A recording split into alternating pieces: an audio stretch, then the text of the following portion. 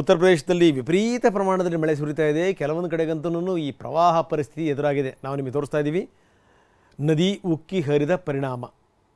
ಅಲಿಪುರ ದೃಶ್ಯಾವಳಿಗಳನ್ನು ನಾವು ನಿಮಗೆ ತೋರಿಸ್ತಾ ಇದ್ದೀವಿ. ಉತ್ತರ ಪ್ರದೇಶದಲ್ಲಿ ಬಿಜ್ನೋರ್ ಜಿಲ್ಲೆ ಅಲಿಪುರ ಮಾಲನ್ ನದಿ ಉಕ್ಕಿ ಹರಿತಾ ಇದೆ. ಜನ ಪರದಾಡ್ತಾ ಇದ್ದಾರೆ. ಸಮಸ್ಯೆ ಬರುವಂಥದ್ದೇನು ಅಂದರೆ, ಯಾವಾಗ ಈ ಒಂದಷ್ಟು ದಿವಸ ಮಳೆ ಬರಲ್ವಲ್ಲ, ನಾವೇನು ಮಾಡ್ತೀವಿ ಅಂತಂದರೆ ನೋಡ್ತೀವಿ, ಒಂದು 5 ವರ್ಷ 10 ವರ್ಷ 15 ವರ್ಷ ಮಳೆ ಕಡಿಮೆ ಆಯಿತು ಅಂತಂದರೆ ಈ ನದಿ ಪಾತ್ರವನ್ನು ನಿಧಾನಕ್ಕೆ ನಾವು ಒತ್ತುತ್ತಾ ಬರ್ತೀವಿ. ಅದ್ರಲ್ಲಿ ನಾವು ಬೆಳೆ ಬೆಳಕಲ್ತೀವಿ, ಹೆಚ್ಚು ಕಡಿಮೆ ಆದರೆ ಮನೆ ಕಟ್ತೀವಿ. ಇಂಥ ಒಂದು ಸ್ಥಿತಿ ಬಂದುಬಿಡುತ್ತೆ. ಅದಾದಮೇಲೆ ಏನು ಅಂತಂದರೆ ಇದ್ದಕ್ಕಿದ್ದಂಗೆ ಒಂದು ಸರಿ ಮಳೆ ಹೊಡೆಯುತ್ತೆ ನೋಡಿ. ನದಿಗೆ ಒಂದು ಅಪೂರ್ವವಾದಂಥ ಶಕ್ತಿ ಇದೆಯಂತೆ, ಜ್ಞಾಪಕ ಶಕ್ತಿ. ಅಂದರೆ ತನ್ನ ಹರಿವು ಎಷ್ಟರ ಮಟ್ಟಿಗಿತ್ತು ಅಂತ, ಹೆಂಗೆ ವಿಸ್ತರಿಸುತ್ತೆ ಅಂತಂತಂದರೆ ಅದು ಮನೆ ಇದೆಯಾ ಅಂತ ನೋಡಲ್ಲ, ಮಠ ಇದೆಯಾ ಅಂತ ನೋಡಲ್ಲ, ಹೊಲ ಗದ್ದೆಗಳಿದಾವ ಅಂತ ನೋಡಲ್ಲ, ಅಷ್ಟರ ಮಟ್ಟಿಗೆ ಅದು ವ್ಯಾಪಿಸಿಬಿಡುತ್ತೆ. ಆಗೋ ಸಂಗತಿ ಇದೇನೇ.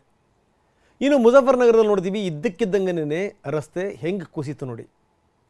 ಇದು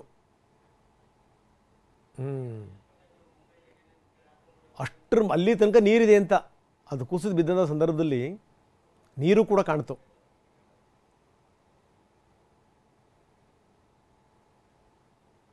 ನೋಡಿ, ಇಂಥ ಪ್ರದೇಶಗಳಲ್ಲಿ ಕಾಮಗಾರಿ ನಡೆಸುವಾಗ ಬಹಳ ಜಾಗೃತಿಯಿಂದ ಮಾಡಬೇಕು, ಬಹಳ ವೈಜ್ಞಾನಿಕವಾಗಿ ಮಾಡಬೇಕು. ಇಲ್ಲ ಅಂತಂದರೆ ಎಡವಟ್ಟುಗಳು ಖಚಿತ. ನಾವು ನೋಡ್ತಾ ಇದ್ವಿ ಉತ್ತರ ಪ್ರದೇಶದ ದೃಶ್ಯಾವಳಿಗಳು. ಕಾರು ಮುಳುಗಿ ಹೋಗಿರುವಂಥ ದೃಶ್ಯಾವಳಿಗಳು. ನಾವು ಮುಂಬೈನ ದೃಶ್ಯಾವಳಿಗಳನ್ನು ನೋಡ್ತಾ ಇದ್ದೀವಿ. ಇನ್ನು ರಸ್ತೆನೇ ಬಾಯಿ ತಗೊಂಡಿದ್ದು, ಅದು ಉತ್ತರ ಪ್ರದೇಶದ ದೃಶ್ಯಾವಳಿಗಳು. ಮುಂಬೈನ ನೇರ ದೃಶ್ಯಾವಳಿಗಳನ್ನು ನಾವು ನಿಮಗೆ ತೋರಿಸ್ತಾ ಇದ್ದೀವಿ. ಇದು ಸದ್ಯದ ಮುಂಬೈ, ನಲುಗಿ ಹೋಗಿರುವಂಥ ಮುಂಬೈ, ಮುಳುಗಿ ಹೋಗಿರುವಂಥ ಮುಂಬೈ. ಇನ್ನೊಂದು ಕಡೆಗೆ ಈ ಬಾಲ್ ಬಚ್ಚಗಯ್ಯ ಅಂತಾರಲ್ಲ, ಹಂಗೆ ಪ್ರಾಣಾಪಾಯದಿಂದ ಪಾರಾದರು. ಹೆಚ್ಚು ಕಡಿಮೆ ಆಗಿದ್ದರೆ ಬೈಕ್ ಸಹಿತವಾಗಿ ಇವರು ಹೋಗಬೇಕಾಗಿತ್ತು. ದೇವರು ದೊಡ್ಡವನು, ಬದುಕಂಬಂದರು. ಯಾಕೆ ಹೋಗಬೇಕು ಇಂಥ ಸಂದರ್ಭದಲ್ಲಿ? ಏನು ಕತೆ?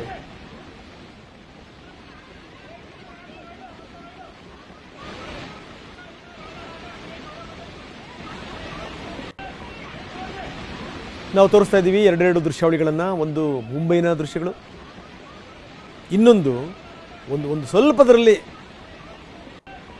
ಇಬ್ಬರೂ ಕೂಡ ಈ ಬೈಕ್ ರೈಡರ್ಸ್ ಹೆಂಗೆ ಬಚಾವಾದರು ನೋಡಿ.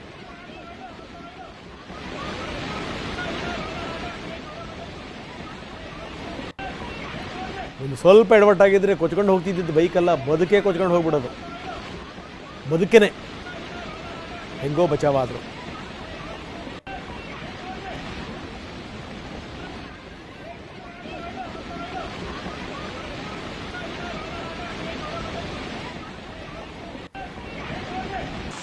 ಇನ್ನು ಬಿಡಿ, ರಸ್ತೆಗಳ ಸ್ಥಿತಿನೇ ಈ ರೀತಿ ಆಯಿತು ಅಂತಂದರೆ, ರಸ್ತೆಗಳೇ ನದಿಗಳಾಗಿ ಮಾರ್ಪಟ್ಟು ಅನ್ನೋದಾದರೆ ನೋಡಿ, ಇದು ನೋಡಿ,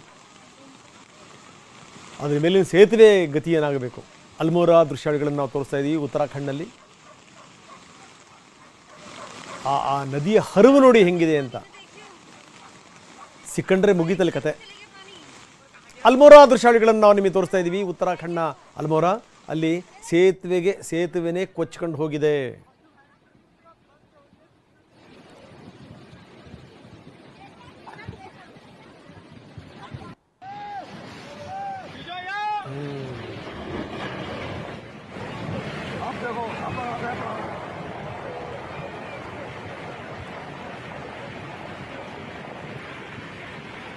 ಇದು ಸ್ಥಿತಿಗತಿಗಳು. ಯಾಕಂದರೆ ಆ ಸೇತುವೆ ನೋಡೋದಂಥ ಸಂದರ್ಭದಲ್ಲಿ ಅನಿಸುತ್ತೆ ಇದು ತುಂಬ ಹಳೆಯದೇನಲ್ಲ ಅಂತ. ಯಾಕಂದರೆ ಅಲ್ಲಿ ರಸ್ತೆ ಮಾಡಿರೋದು ಅದನ್ನೆಲ್ಲ ನೋಡಿದ್ರೆ ಇತ್ತೀಚಿನ ದಿನಗಳಲ್ಲಿ ರಸ್ತೆ ಮಾಡಿರಬೇಕು, ಕುಸಿದು ಬಿತ್ತು. ಇನ್ನು ಮಳೆ ಹೊಡೆತಕ್ಕೆ NTPC ಅಣೆಕಟ್ಟಿನ ಗೋಡೆಯೇ ಒಡೆದು ಹೋಗಿದೆ. ಧೌಲಿಗಂಗಾ ನದಿಗೆ ಅಡ್ಡಲಾಗಿ ಕಟ್ಟಿದಂಥ ಡ್ಯಾಮ್ ಇದು. ಡ್ಯಾಮಲ್ಲಿರೋವಂಥ ನೀರು ಹೊರಗಡೆ ನುಗ್ಗಿತು ಅಂತಂದರೆ ಗತಿ ಏನಾಗಬೇಕು ಹೇಳಿ.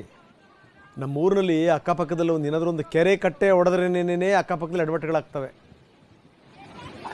ಇನ್ನು NTPC ಅಣೆಕಟ್ಟನೇ ಒಡೆದು ಹೋಗಿದೆ. ಇದ್ಯಾಕೋ ಈ ಬಾರಿ ಒಂದಷ್ಟು ಅವಾಂತರಗಳಾಗ್ತವೆ, ಡೌಟೇ ಇಲ್ಲ ಅದರಲ್ಲಿ. ಋಷಿಗಂಗಾ ತಪೋವನದ ಬಳಿ ಇರುವಂಥ NTPC ಅಣೆಕಟ್ಟು, ಧೌಲಿಗಂಗಾ ನದಿಗೆ ಅಡ್ಡಲಾಗಿ ಕಟ್ಟಿರುವಂಥ ಅಣೆಕಟ್ಟಿದು. ಅಣೆಕಟ್ಟೆ ಒಡೆದು ಹೋಗಿದೆ. ಅಪಾರ ಪ್ರಮಾಣದಲ್ಲಿ ನೀರು ಹೊರಗಡೆ ಬಂದಿದೆ. ಈ ಪಾಟಿ ನೀರು ನುಗ್ಗಿಬಿಡ್ತು ಅಂತಂದರೆ ಅಕ್ಕಪಕ್ಕದ ಸ್ಥಿತಿಗತಿಗಳು ಏನಾಗಬೇಕು ಹೇಳಿ. ಗ್ರಾಮಗಳು ಜಲಾವೃತಗೊಂಡು ಬಿಡ್ತವೆ. ಇನ್ನು ಹೊಲ ಗದ್ದೆ ತೋಟ ಎಲ್ಲವೂ ಕೂಡ ಹಾಳಾಗಿ ಹೋಗ್ಬಿಡ್ತವೆ. ಋಷಿಕೇಶ್ನ ದೃಶ್ಯಾವಳಿಗಳನ್ನು ನಾವು ನಿಮಗೆ ತೋರಿಸ್ತಾ ಇದ್ದೀವಿ. ಋಷಿಕೇಶ್ನ ದೃಶ್ಯಾವಳಿಗಳನ್ನು ನೀವು ನೋಡ್ತಾ ಇದ್ದೀರಿ. ನೀರಿನ ಹರಿವು ವಿಪರೀತ ಜಾಸ್ತಿ ಆಗಿದೆ. ನೋಡಿ,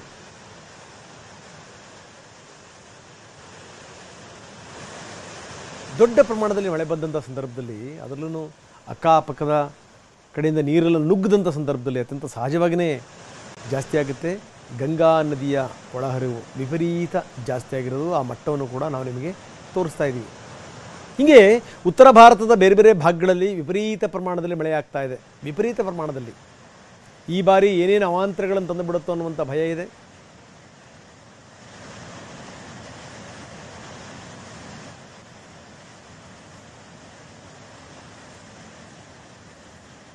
ಇನ್ನು ಈ ಪ್ರವಾಸಿಗರು ಯಾಕೆ ಹೋಗ್ತಾರೋ ಏನೋ ಗೊತ್ತಿಲ್ಲ. ನಾವು ಕೂಡ ನೋಡ್ತಾ ಇದ್ದೀವಿ, ಇದ್ರ ಬಗ್ಗೆ ಜಾಗೃತಿ ಮೂಡಿಸುವಂಥ ಪ್ರಯತ್ನವನ್ನು ಮಾಡ್ತಾನೆ ಇದ್ದೀವಿ. ನೀವು ಎಲ್ಲಿ ನೋಡಿದ್ರಲ್ಲಿ ಜನ ತುಂಬಿಟ್ಟಿರ್ತಾರೆ. ಮೊನ್ನೆ ನಾವು ನೋಡಿದ್ವಿ, ಇಡೀ ಫ್ಯಾಮಿಲಿನೇ ಕೊಚ್ಕೊಂಡು ಹೋಗಿದ್ದು. ನೋಡಿ, ಇದು ಈಗ ನಾವು ತೋರಿಸ್ತಿರುವಂಥದ್ದು ಈ ಪಾಲಿ ವಾಟರ್ ಫಾಲ್ಸ್ ಗೋವಾದಲ್ಲಿ. ಹೋಗಿ ಸಿಕ್ಕಾಕೊಂಡಾದಮೇಲೆ NDRFನವ್ರು ಹೋಗ್ಬೇಕು ಪಾಪ.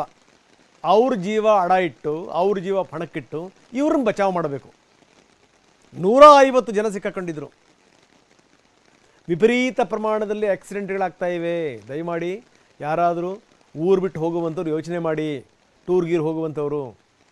ಗುಡ್ಡಗಳು ಕುಸಿತಾ ಇವೆ, ರಸ್ತೆಗಳು ಇದ್ದಕ್ಕಿದ್ದಂಗೆ ಕುಸಿತಾ ಇವೆ, ತೆಗ್ಗು ಬೀಳ್ತಾ ಇವೆ ರಸ್ತೆಗಳು. ನೀರಿನ ಮಟ್ಟ ಇದ್ದಕ್ಕಿದ್ದಂಗೆ ಜಾಸ್ತಿ ಆಗುತ್ತೆ. ಆಮೇಲೆ ನಾವು ಹೋಗ್ತೀವಲ್ಲ ಎಲ್ಲಾದರೂ ಒಂದು ಕಡೆಗೆ, ಅಲ್ಲಿನ ಪ್ರದೇಶಗಳೇನು ಎತ್ತ, ಅದ್ರ ಬಗ್ಗೆ ಒಂದು ಸ್ವಲ್ಪ ಅಧ್ಯಯನ ಮಾಡಿ. ಸುತ್ತಮುತ್ತ ಏನಾದರೂ ಡ್ಯಾಮ್ ಇದೆಯಾ, ಡ್ಯಾಮಲ್ಲಿ ನೀರು ತುಂಬಿದ ತಕ್ಷಣ ಎತ್ತು ಬಿಡ್ತಾರೆ ಅವರು ಕ್ರಸ್ಟ್ ಗೇಟ್ಗಳನ್ನು. ಡ್ಯಾಮ್ ರಕ್ಷಣೆ ವೆರಿ ಇಂಪಾರ್ಟೆಂಟ್.